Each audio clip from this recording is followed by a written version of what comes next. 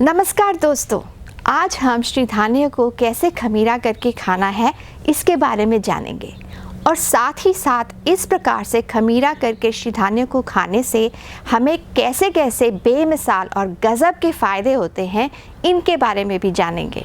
किण्वित या खमीरीकृत भोजन खाना मानव जाति की कई साल पुरानी परंपरा है और ये परंपरा दुनिया की कई संस्कृतियों में पाई जाती है, जैसे कि इथियोपिया में इंजेरा, फिलीपींस में पूटो चावल, कोरिया में किमची और घाना में केनकी। आज भी भारत में कई लोग हैं जो कि चावल को खमीरीकृत करके खाते हैं और दलिया, रात का बना दलिया खाते हैं। पर डॉक्टर खादर वली, जो कि एक होम्योपैथिक डॉक्टर हैं और जिन्होंने पीएचडी कर रखी है बायोकेमिस्ट्री में और 15 साल की अनुसंधान की है, वे गेहूं और चावल को नकारात्मक अनाज कहते हैं। वे सलाह देते हैं कि अगर हम बीमारियों से मुक्त होना चाहते हैं तो हमें गेहूं और चावल की जगह श्री धान्य अपने आहार में शामिल करना होगा। ऊर्जा हमारे शरीर की प्राथमिक ज़रूरत है और वो हमें ज़्यादातर अनाज से मिलती है। पर जिस प्रकार का अनाज हम खा रहे हैं, जो कि ज़्यादातर गेहूं या चावल ही होता है, वो आज हमारे लिए बहुत ही हानिकारक साबित हो रही हैं। वो इसलिए क्योंकि उनके तुरंत खाते ही, चाहे वो रेशे वाला हो या ना, हमारे शरीर में ग्लूकोज या चीनी की मात्रा एकदम तुरंत बढ़ जाती है और ये डायबिटीज़ का कारण तो बनती ही है, पर और कई बीमारियों को जन्म देती हैं। श्री धान्य के खाने से ऐसा कभी नहीं होता, क्योंकि श्री धान्य का रेशा इस प्रकार का होता है कि उसके पाचन क्रिया में ग्लूकोज की मात्रा बहुत धीरे धीरे हमारे खून में प्रवेश करती है और हमें शक्ति या ऊर्जा धीरे धीरे निरंतर मिलती रहती है। श्री धान्य खाने से हमारे शरीर में डायबिटीज़ का नामो निशान ही नहीं हो सकता और जो डायबिटीज़ और हाई ब्लड प्रेशर से रोगित है, वो श्री धान्य के खाने से 3 से 6 महीने में उससे रोग मुक्त हो जाते हैं। इसीलिए पर्याप्त मात्रा में खाने के बावजूद भी वो हमारे लिए गुणकारी बने रहते हैं, जो कि गेहूं और चावल में कतई नहीं है। जब हम श्री धान्य को किण्वित करके खाते हैं तो उनके फ़ायदे केवल उन्हें ऐसे खाने से 10 कदम और आगे ही मिलते हैं। पर एक छोटी सी नज़र हम डालें, ये किण्वित की प्रक्रिया आखिर होती क्या है।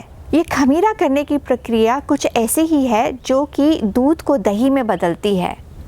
ये किण्वित की प्रक्रिया हमारे भोजन में, चाहे वो अन्न हो या किसी भी प्रकार की सब्जी, उसमें ऐसे अदृश्य जीव शामिल कर देते हैं जो कि हमारे शरीर के लिए बहुत फ़ायदेमंद होते हैं। हमारे शरीर पर और शरीर के अंदर कई प्रकार के जीव रहते हैं और वो हमारे शरीर के कई अंदरूनी काम करते हैं, चाहे वो पाचन शक्ति से संबंधित हो या दिमाग से या दिल से, फेफड़ों से, गुर्दों से या फिर जिगर से। जब हमारे शरीर में ये लाभदायक जीव कम हो जाते हैं तो इनकी जगह रोगाणु वाले जीव ले लेते हैं। इसीलिए ये बहुत ही ज़रूरी है कि हम हमेशा अपने भोजन में ऐसे पदार्थ शामिल करें जिनसे हमें ये लाभदायक जीव हमेशा मिलते रहें।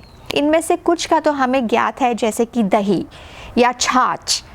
दही खाने की और छाछ पीने की परंपरा हमारी संस्कृति में बहुत ही पुरानी है और ये इसीलिए हम खाते हैं और पीते हैं क्योंकि ये बीमारी को दूर करने में एक बहुत ही ज़रूरी भूमिका निभाते हैं। इनकी अनुपस्थिति ही बीमारियों को पैदा करती है।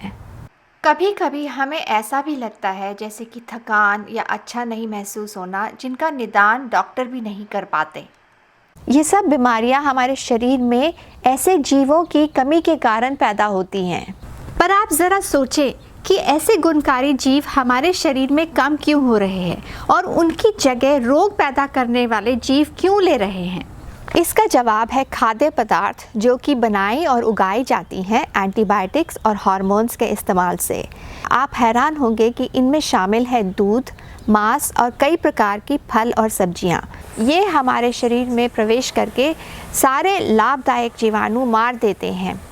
जब हम इन्हें खाना बंद कर देते हैं और श्री धान्य को खमीरा करके खाते हैं, वो लाभदायक जीवाणु हमारे आंतों में फिर से स्थापित हो जाते हैं।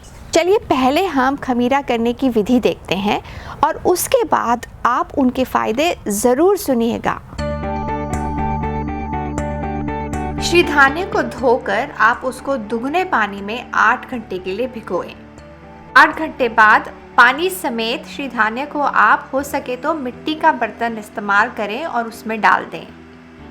मिट्टी के बर्तन से ऑक्सीजन का प्रवाह बना रहता है। धीमे आंच पर फिर आप श्रीधान्य को पकाना शुरू करें। साथ ही साथ 8 गुना पानी आप उबालने के लिए रख दें। वो इसलिए क्योंकि खमीरा बनाने के लिए हम 1 भाग श्रीधान्य लेते हैं और 10 भाग पानी। जैसे जैसे श्रीधान्य गाढ़ा होता है आप उसे हिलाते रहिए बीच बीच में ताकि कोई डेले ना बने, और साथ साथ थोड़ा थोड़ा गर्म पानी डालते रहिए।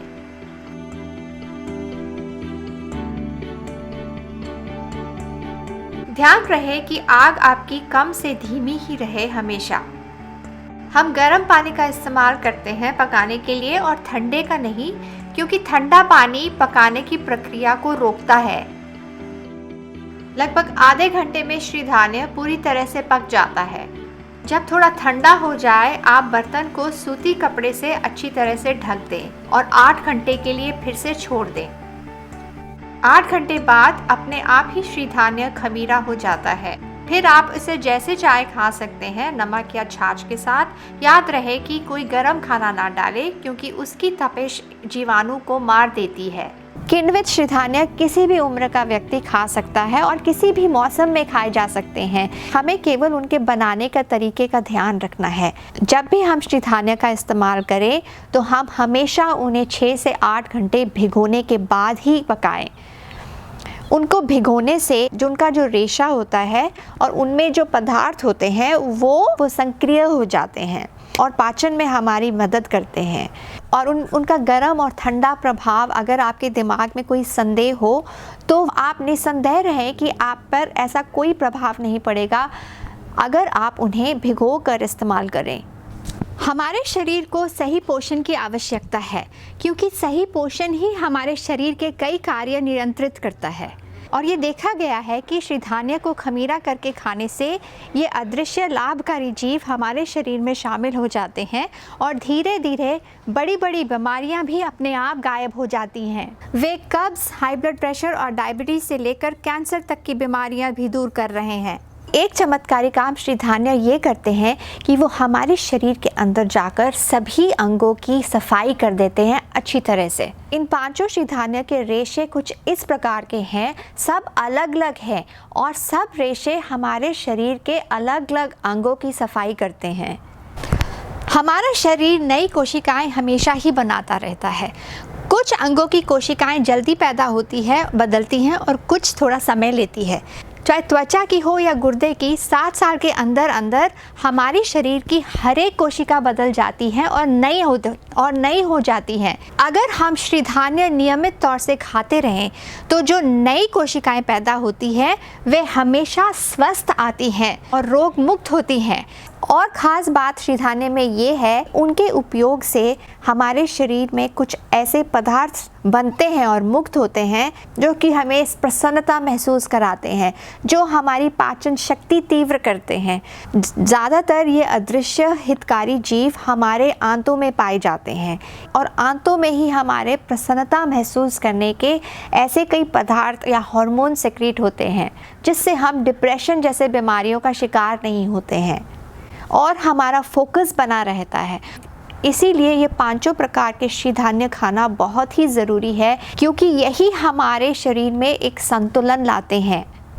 श्रीधान्य के खाने से हमें केवल लाभ ही लाभ है, चाहे हम उसे किण्वित करें या ना, पर अगर हम उसे खमीरीकृत करते हैं तो हमारा लाभ दुगना तिगुना चौगुना हो जाता है। डॉक्टर खादर वली, जो कि श्रीधान्य के इस्तेमाल को बढ़ावा दे रहे हैं और उनके लाभ के बारे में बता रहे हैं, वो आज ऐसी कई बीमारियों का इलाज करने में सफल हो रहे हैं जो कि डॉक्टर हमें अपरिवर्तनीय बताते हैं। डॉक्टर खादर वली ये कहते हैं कि अगर हम खमीरीकृत श्रीधान्य खाएं, हालांकि शुरू में हमें श्रीधान्य के इस्तेमाल में कुछ थोड़ी दिक्कत महसूस हो, पर जब हम उनका लाभ महसूस करना शुरू कर देंगे, जैसे कि कई लोगों ने हज़ारों और लाखों की संख्या में महसूस किए हैं, तब हमें पूरी तरह उन पर विश्वास हो जाएगा। और ये विश्वास कुछ लोगों में कुछ ही दिनों में ही आ जाएगा, पर सभी, डॉक्टर खादरवली का कहना है कि 2 साल के अंदर ही सभी बीमारियों से मुक्त हो सकते हैं। आखिर में दोस्तों मैं आपको यही कहूँगी कि आप श्रीधान्य और ख़ासकर किण्वित श्रीधान्य ज़रूर आजमाएं और खा के देखिए। और चाहे आप इस वीडियो को लाइक करें या ना, आप इस तरीके को, इस ज्ञान को अपने दोस्तों में, अपने परिवार में ज़रूर बांटें।